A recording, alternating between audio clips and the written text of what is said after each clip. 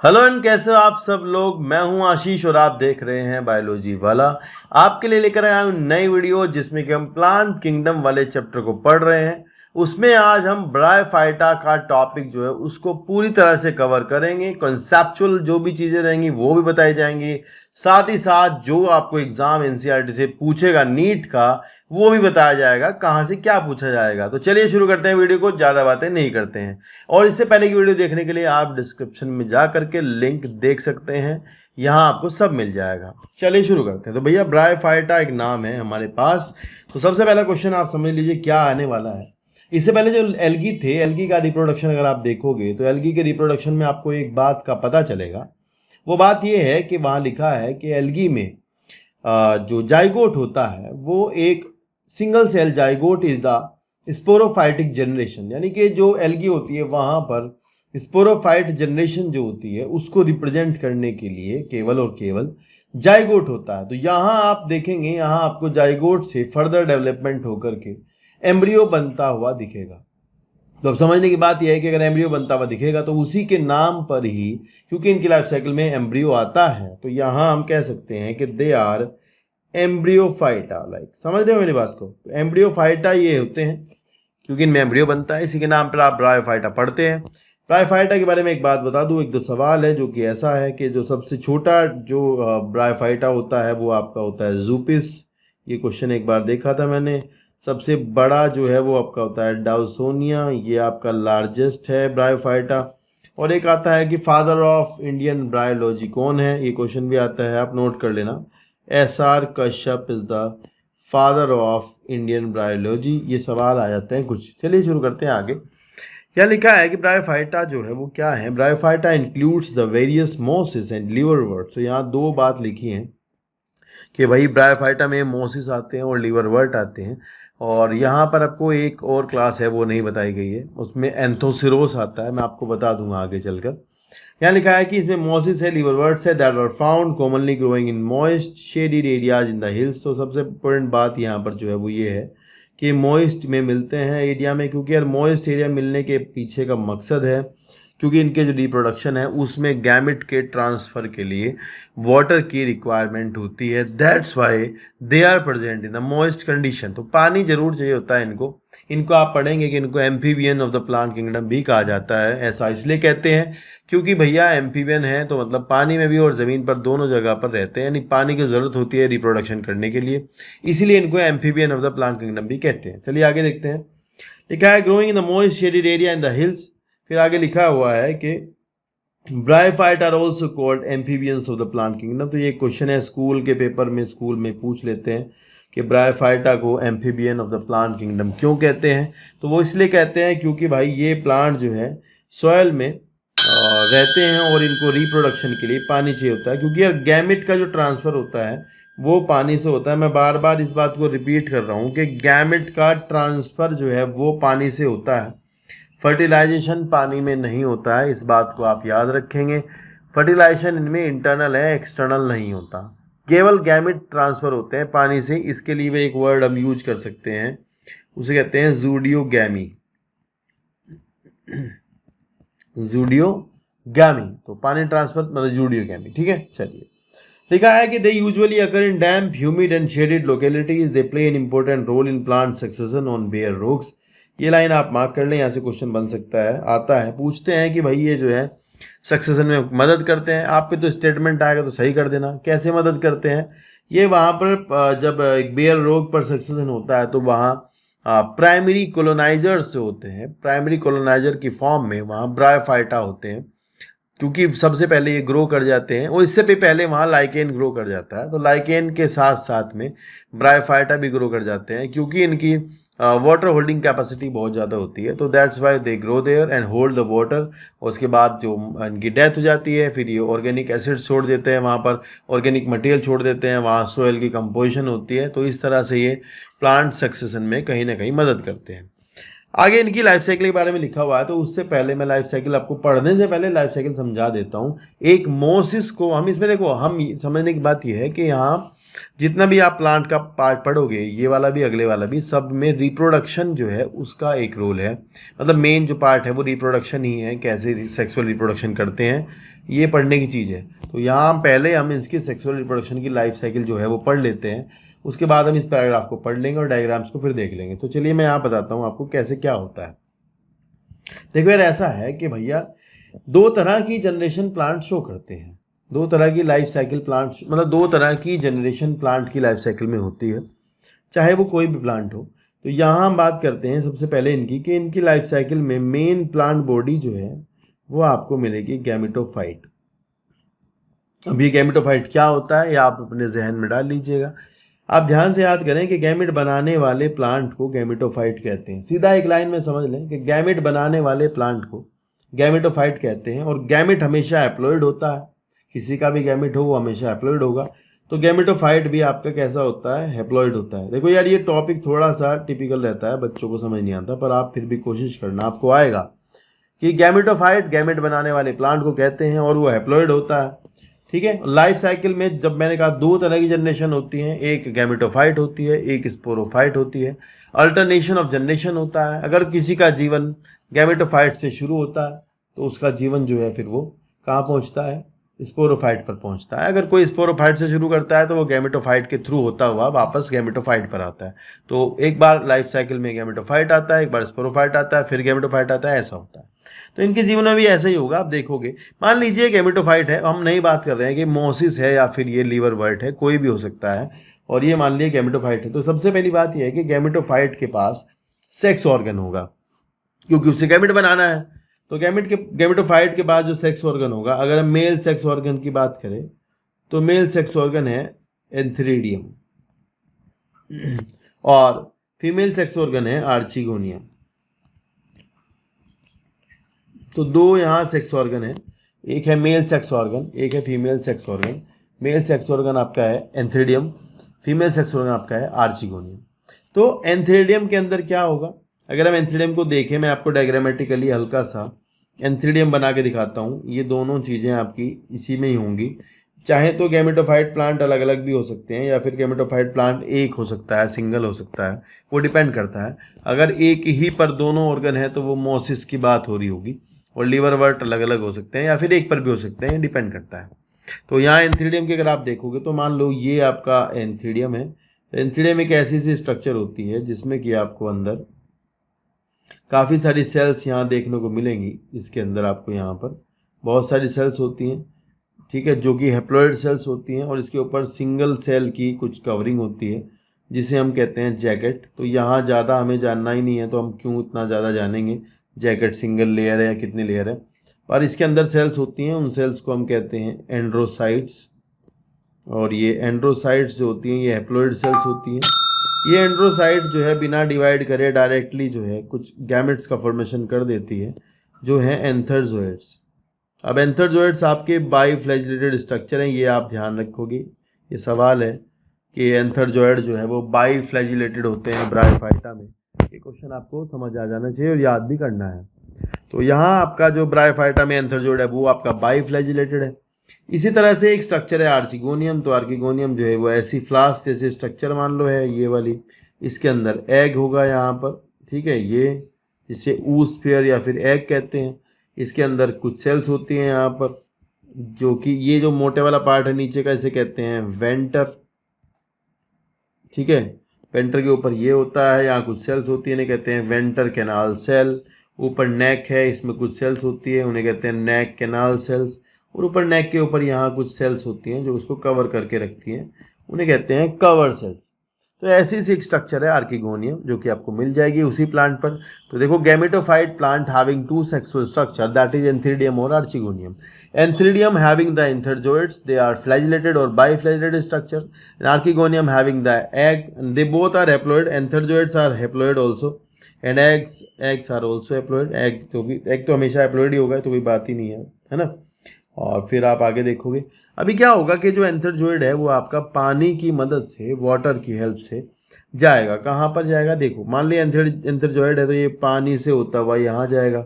यहाँ से कुछ कंपाउंड निकल रहे होते हैं जो इसको अट्रैक्ट करते हैं कि भाई यहाँ आ जाओ, ठीक है। तो कुछ कंपाउंड्स होते हैं जो कि यहाँ अट्रैक्ट करते हैं कि भाई एंथरजोइड को यहाँ आना है, और फिर ये कवर सेल्स हट जाती हैं और जो आपका एंथरजोइड है वो आपका इसके अंदर आ जाता है, यहाँ पर वेंटर के अंदर, ठीक है। और यहाँ पर आपका आकर के एग के साथ में फर्टिलाइज हो जाता है। अब आप एक समझने की बात है, थोड़ा दिमाग लगाओगे तो आएगा। देखो, फर्टिलाइजेशन पानी में नहीं हुआ है, पानी से गैमेट का ट्रांसफर हुआ है, गैमेट पानी से गया है, ना कि फर्टिलाइजेशन हुआ है। फर्टिलाइजेशन हुआ है कहाँ? आर्चिगोनियम के अंदर। तो भैया फर्टिलाइजेशन हुआ इंटरनल। कैसा हुआ? इंटरनल फर्टिलाइजेशन हुआ है। उसके बाद जाइगोट बनेगा। जाइगोट किसके अंदर बनेगा? अगर मैं यही दोबारा से बनाऊं कि ये एक फिर से आर्चिगोनियम है और इसके अंदर अब जाइगोट बना होगा, और जाइगोट से थोड़ी देर बाद मान लो डिवाइड करके मान लो एम्ब्रियो बन गया। क्या बन गया? एम्ब्रियो। तो यार ये जो एम्ब्रियो है ये डिप्लॉयड स्ट्रक्चर है, क्योंकि ये तो जाइगोट के बाद बना है। और ये डिप्लॉयड एम्ब्रियो जो है भैया, ये आप बताओ, ये जब आर्चिगोनियम ही गैमेटोफाइट प्लांट पर लगी होगी, आर्चिगोनियम ही गैमेटोफाइट पर लगी होगी, तो जो डिप्लॉयड एम्ब्रियो है वो भी उसके अंदर ही होगा। डिप्लॉयड एम्ब्रियो आर्चिगोनियम के अंदर से कूद के ज़मीन पर तो नहीं आ जाएगा, रहेगा उसके अंदर ही।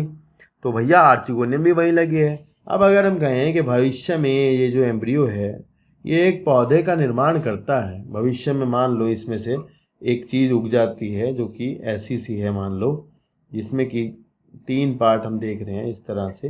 मान लो ये एक पार्ट है कैप्सूल, ये एक पार्ट है इसका सीटा, और ये एक पार्ट है फुट। तो एक ऐसी स्ट्रक्चर इस एम्ब्रियो से जर्मिनेट हुई, एम्ब्रियो से उगी, और जो कि एम्ब्रियो आपका था 2n डिप्लॉयड था, और तो ये जो उगा है ये भी कैसा होगा? डिप्लॉयड होगा। ठीक है ना बात? तो इसको जो बना है एम्ब्रियो से इसे कहते हैं स्पोरोफाइट। क्या कहते हैं? स्पोरोफाइट। ठीक है ना? तो sporophyte is a diploid plant generation, जो फर्दर किससे बनी है? एम्ब्रियो से बनी है। अब ये समझने की बात है कि जब गैमेटोफाइट पर ही आर्चिगोनियम लगी हुई है तो स्पोरोफाइट कहाँ लगा होगा? स्पोरोफाइट भी उस पर ही उगा होगा। भाई अगर मान लो एम्ब्रियो जमीन पर गिर जाता तो स्पोरोफाइट जमीन पर उगता, सिंपल है। अगर एम्ब्रियो जमीन पर गिरता तो स्पोरोफाइट जमीन पर उगता, पर एम्ब्रियो जमीन पर नहीं गिर सकता है क्योंकि उसके खाने का सामान नहीं है। एम्ब्रियो जमीन पर गिरेगा तो मरेगा, खाएगा क्या? तब आपका स्पोरोफाइट उगेगा उसके ऊपर ही। तो यहाँ पर ये बोला जाता है कि sporophyte is depend over the gametophyte for some time. Gametophyte के ऊपर स्पोरोफाइट डिपेंड करता है। सही बात है, क्योंकि उगेगा उसके ऊपर ही। अब स्पोरोफाइट में है कैप्सूल। अगर हम कैप्सूल के बारे में थोड़ी बात करें तो कोई भी स्पोरोफाइट हो, आप ये ध्यान रखेंगे, किसी भी प्लांट का स्पोरोफाइट होगा तो उसमें एक चीज़ होगी that is called as sporangium. तो हम इस कैप्सूल को स्पोरेंजियम से रिजेंबल कर लेते हैं। ये वाली बात आप ध्यान रखना, capsule resembles to the sporangium. ये कैप्सूल किससे रिजेंबल कर रहा है? स्पोरेंजियम से रिजेंबल करता है। और स्पोरेंजियम भी डिप्लॉयड स्ट्रक्चर है क्योंकि ये सारा डिप्लॉयड है। ठीक है ना? तो यहाँ इस स्पोरोफाइट में बहुत सारी चीज़ें तो नहीं है, मतलब स्पोरोफाइट इसका वेल डिफ्रेंशिएटेड तो नहीं है, रूट वगैरह तो नहीं है क्योंकि ये तो उसके ऊपर ही उगा हुआ है। इसमें आपका कुछ नहीं हो सकता। इसमें फुट होगा, सीटा होगा और कैप्सूल होगा। कभी कभी कुछ में सीटा भी नहीं होता, छोटा होता है। कैप्सूल लीवरवर्ट का कम डेवलप्ड होता है और मोसिस का बढ़िया डेवलप्ड होता है, ये एक अलग बात है। अब अगर हम बात करें स्पोरेंजियम की, तो भैया स्पोरेंजियम को अगर आप देखेंगे इसके अंदर जाकर के कैप्सूल के, पहले के ज़माने में कैप्सूल से सवाल आया करते थे जो कि एनसीईआरटी से नहीं आते हैं। नीट भी नहीं पूछ रहा है तो हम पढ़े क्यों? तो हमें जानना है कि भैया स्पोरेंजियम के अंदर एक चीज़ होती है स्पोर मदर सेल, और स्पोर मदर सेल हैं डिप्लॉयड। कैसी हैं? डिप्लॉयड है।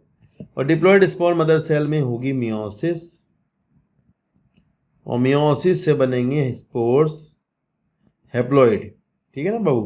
तो स्पोर हैप्लॉइड होगा। अब हैप्लॉइड स्पोर गिरेगा ज़मीन पर, कैप्सूल फटेगा, कैप्सूल फटने के बाद स्पोर ज़मीन पर गिरेगा। स्पोर कहाँ गिर गया? ज़मीन पर। ये सॉइल में है, ये वाली बात ध्यान रखेंगे।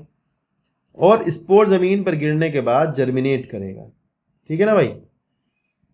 अब यहाँ एक बात है छोटी सी जो जान लो, अगर ये मोसिस का स्पोर है, किसका है? मोसिस का, तो ये देखना इधर, अगर ये मोसिस का है तो ये बनाएगा पहले एक स्ट्रक्चर जो कि धागे जैसी स्ट्रक्चर होगी, जिसे हम कहते हैं प्रोटोनीमा। क्या कहते हैं? प्रोटोनीमा।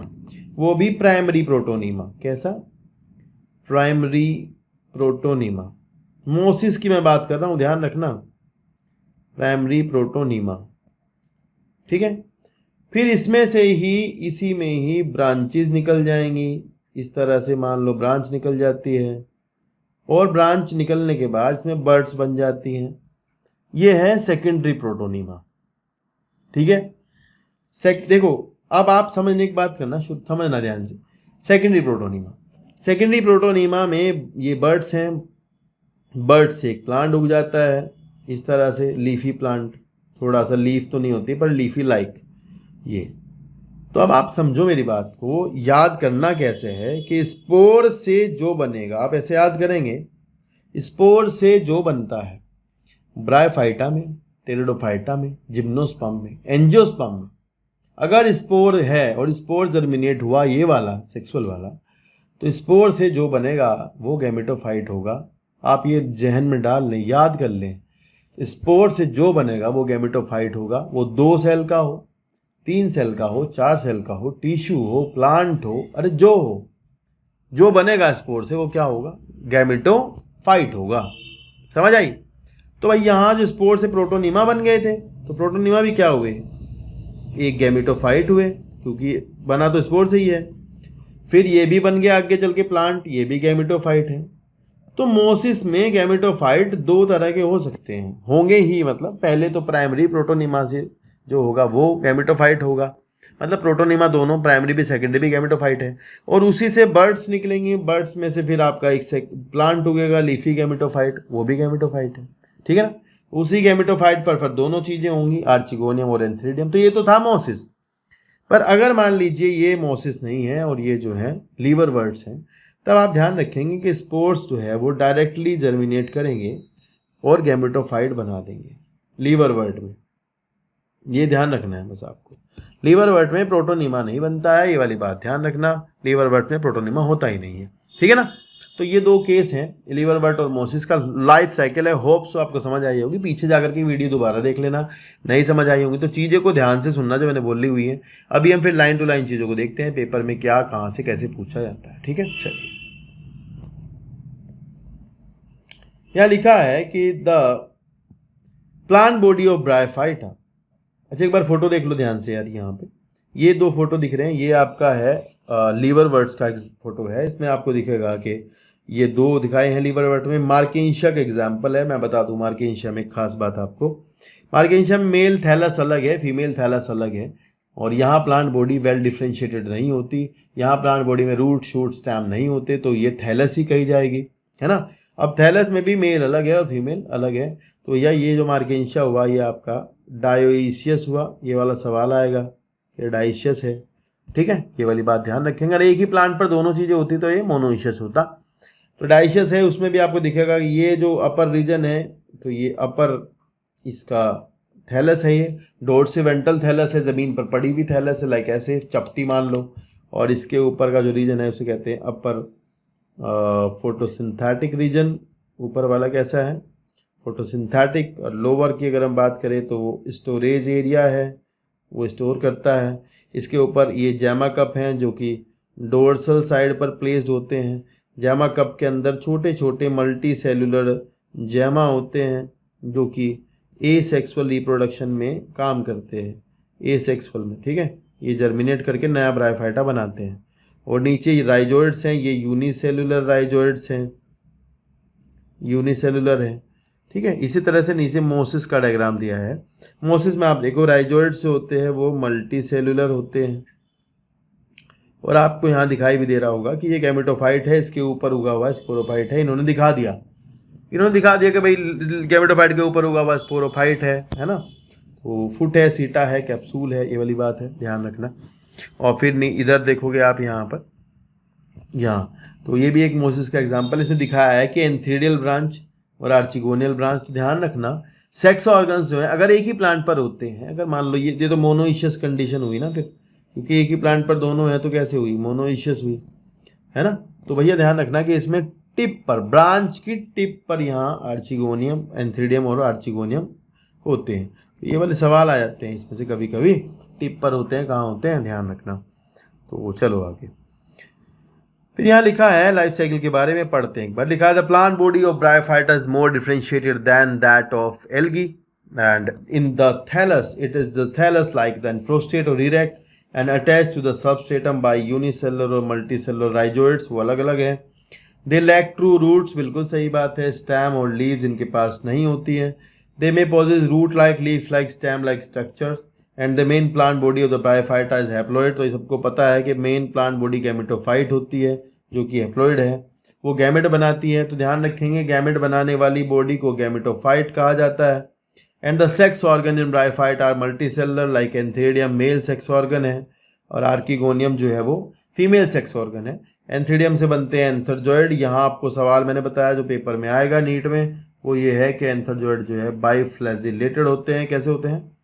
बाईफ्लैजिलेटेड होते हैं. ये सवाल है, खूब आता है. बाईफ्लैजिलेटेड एंथरजॉइड्स कहाँ मिलते हैं, ध्यान से कर देना. फिर आगे लिखा था female sex organ cold archegonium और इसे फ्लास्क शेप होते हैं. बना के दिखाइए. उसके अंदर एक सिंगल एग होता है, आपने अभी देखा था. And the antherozoid are release into water. ये पानी की सहायता से हेल्प से जाते हैं आर्चिगोनियम तक जो उसके साथ फ्यूज करते हैं एग के. तो बाबू ध्यान से याद रखना होगा कि गैमेट जो है वो पानी से बस गए हैं. फर्टिलाइजेशन पानी में नहीं हुआ है. फर्टिलाइजेशन इंटरनल है. ये क्वेश्चन बन सकता है, आप यहाँ पे पढ़ लेना. Internal fertilisation. फिर लिखा है zygote do not undergo reduction division immediately. तो यहाँ देखो एल्गी जो था, एल्गी में जाइगोट जो था वो इमीडिएटली रिडक्शन डिवीजन कर देता था. मतलब एल्गी में जाइगोट में मियोसिस हो जाती थी एकदम से. एल्गी में स्पोरोफाइट के नाम पर जाइगोट ही है. जबकि ब्रायोफाइटा में आपको ध्यान रखना होगा स्पोरोफाइट जो है वो एम्ब्रियो से बनता है. मतलब जाइगोट से पहले एक थोड़ा बहुत एम्ब्रियो बनता है. मतलब जाइगोट एकदम से मियोसिस करके स्पोर नहीं बनाता. पहले एम्ब्रियो बनाएगा हल्का सा, फिर उससे प्लांट बनेगा, वो स्पोरोफाइट होगा, उसमें स्पोरेंजियम होगी, वो वाला पार्ट है. तो लिखा है zygote do not undergo reduction division in immediately. तो ऐसे स्टेटमेंट यहाँ से क्वेश्चन आ सकता है कि ब्रायोफाइटा में जाइगोट इमीडिएटली डिवाइड नहीं करता. They produce a multi cellular body called sporophyte and the sporophyte is not free living. तो आपने अभी देखा है क्योंकि एम्ब्रियो आर्चिगोनियम के अंदर है भैया और उगेगा भी उसके अंदर ही, और वो लगी हुई है गैमेटोफाइट प्लांट पर. तो इसलिए आपका जो गैमेटोफाइट है वो सॉरी स्पोरोफाइट जो है वो आपका गैमेटोफाइट पर डिपेंड करता है. फिर लिखा है कि यहाँ some of the cells sporophyte undergo reduction division meiosis. मतलब स्पोर मदर सेल मियोसिस करती हैं और मियोसिस करके क्या बनाती हैं?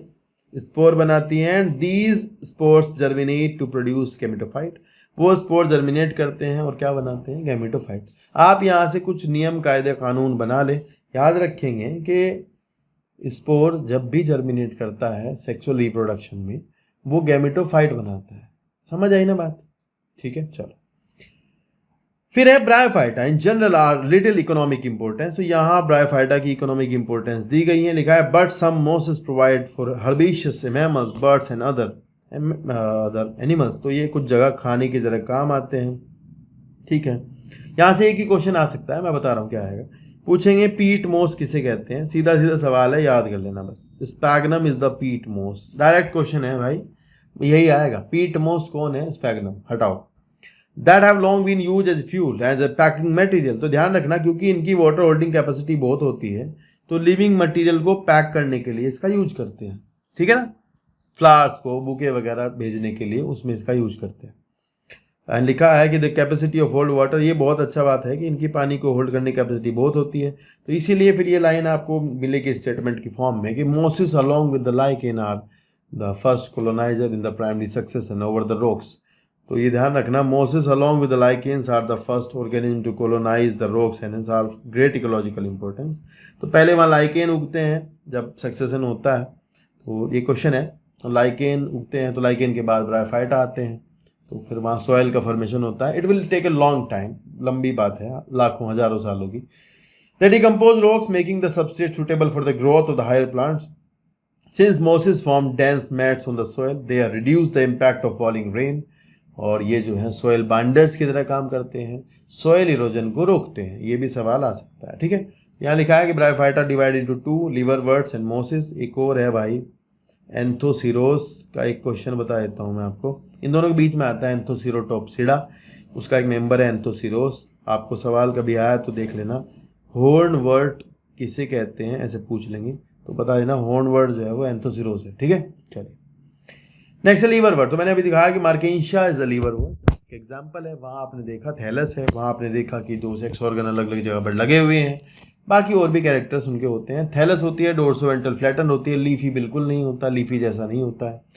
यहाँ लिखा है the liverworts grow usually in moist shady habitat such as bank of the stream, marsh ground, damp soil, bath of tree, deep in the wood. The plant body of liverwort is thalloid, बिल्कुल सही बात है, मार्किंश example दिया है। And the thallus is dorsiventral flattened, closely abreast to the जमीन, substratum. The leafy member have teeny leaf-like appendages over the two rows on the stem-like structures. तो ये लीफी मेंबर इसका जो है वो रिक्सिया है, उस पर 2 रो में स्टेम जैसी स्ट्रक्चर होती है, वहाँ लीफ जैसा कुछ होता है, पर वो अच्छा नहीं होता, पूरी तरह से लीफ नहीं होता। Asexual reproduction in liverworts takes place by fragmentation of thallus or by the formation of specialized structure that is gemma. तो भैया थैलस की फ्रेगमेंटेशन भी हो सकती है, क्योंकि एसेक्सुअल रिप्रोडक्शन होता है, थैलस तो है ही ना भाई। ऊपर से जैमा भी होते हैं, जैमा मल्टी सेलुलर होते हैं, ये नीट में आएगा। जैमा जो है जैमा कप में मिलते हैं, ये आएगा। जैमा कप डोर्सल साइड पर होते हैं, ये आएगा, ये ध्यान रखना होगा। जैमा और multicellular, as you all know the gemma आज मल्टी सेलुलर, ये ध्यान रखना, जैमा सिंगल सेल नहीं है, बर्ड्स हैं, ठीक है।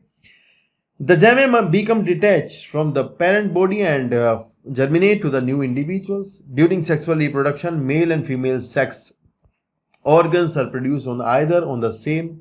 तो सेम अगर कह दिया तो इसका एग्जाम्पल आएगा रिक्सिया, सेम थैलस वाला, और डिफरेंट कह दिया तो मार्केंशिया, इन दोनों में मिलते हैं। The sporophyte is differentiated into fruit, seta and capsule, and after meiosis, spores will germinate to form a new gametophyte. ये वाली बात है जो हमने पढ़ लिया सारा, ठीक है। तो अब है मोसिस। तो मोसिस देखो ये कहाँ से शुरू करेंगे। मोसिस में ये कह रहे हैं कि भैया मोसिस में शुरू वहाँ से करते हैं जहाँ स्पोर होता है। कह रहे हैं स्पोर जर्मिनेट करके प्रोटोनिमा बनाता है, फिर प्रोटोनिमा से लीफी गैमेटोफाइट बनता है। ये कहेंगे कि गैमेटोफाइट 2 होते हैं वहाँ, एक प्रोटोनिमा गैमेटोफाइट है और एक लीफी गैमेटोफाइट है, ठीक है। चलो, the predominant stage of the life cycle of the mosses is gametophyte which consist of 2 stage. The first stage the protonema stage and which develop directly from the spore। तो ये सवाल आता है कि मोसिस में स्पोर से क्या उगता है, तो प्रोटोनिमा उगता है। It is creeping, green, branched and filamentous form and the second stage is the leafy stage। दूसरी स्टेज क्या है, लीफी, जो कि सेकेंडरी प्रोटोनिमा से लेटरल बड की फॉर्म में बनती है, ये ध्यान रखोगे। And they consist of upright cylinder axis bearing spirally curled leaves and they are attached to the substratum by multicellular rhizoids। तो भैया ध्यान रखना, यहाँ राइजोइड्स मल्टीसेलुलर हैं और मोसिस के अलावा जो लीवरवर्ट्स होते हैं उनमें होते हैं यूनिसेलुलर, ठीक है, जमीन से जुड़ने के लिए। ये भी आ सकता है कि लीफ स्पाइरली अरेंज्ड हैं, may be they will ask from here. Next है vegetative reproduction in mosses is by fragmentation and budding in the secondary protonema. फिर वही बात है, एसेक्सुअल रिप्रोडक्शन के लिए फ्रेगमेंटेशन हो सकता है और बडिंग हो सकती है सेकेंडरी प्रोटोनिमा में, उससे भी एसेक्सुअल रिप्रोडक्शन कर सकते हैं mosses. In sexual reproduction the sex organ antheridium archegonium are produce at the apex of the branch. ध्यान रखना टिप पर ये सवाल आएगा, टिप ये क्वेश्चन है, प्लीज ध्यान रखोगे, कर देना। फिर लिखा है after fertilisation the zygote develop into sporophyte. Sporophytes में वही होगा, कैप्सूल होगा, फुट होगा, सीटा होगा। स्पोरोफाइट मोसिस में थोड़ा अच्छा होता है, किससे, लीवरवर्ट से। तो भैया उस अच्छे को बताने के लिए काफ़ी कुछ बताना पड़ता है, जबकि पेपर में अब नहीं आता है, उसमें फ़र्क होता है थोड़ी थोड़ी चीज़ों का। इलेटर्स वगैरह जो होते हैं वो एब्सेंट होते हैं, इस तरह की चीज़ें हैं। एक चीज़ होती है पेरिस्टोम, वो कैप्सूल में मिलता है। पेरिस्टोमियल टीथ का क्वेश्चन पहले आता था, 16 टीथ होते हैं उसमें, ये सवाल अब नहीं आते हैं, ठीक है, छोड़ो। The capsule contain spores, spore are formed after the meiosis, सबको पता है। And mosses have elaborate mechanism of spore dispersal. तो यहाँ जो कैप्सूल होता है उसके ऊपर एक चीज़ होती है, मैं वैसे बना रहा हूँ, मान लो ये कैप्सूल है, जो इसमें यहाँ पर ये होता है, इसे कहते हैं ओपरकुलम। ओपरकुलम में ऊपर यहाँ पर पेरिस्टोम है, इस पेरिस्टोम में टीथ होते हैं, 16 की 2 रो होती हैं। वो पेरिस्टोमियल टीथ जो है वो हाइग्रोस्कोपिक होते हैं, नमी सोखते हैं, और नमी सोखने के बाद वो क्या करते हैं, ये यहाँ से कैप्सूल फट जाता है, इसके अंदर स्पोर भरे होते हैं, स्पोर निकल जाते हैं बाहर। तो spore fall on the ground to germinate into a new gametophyte.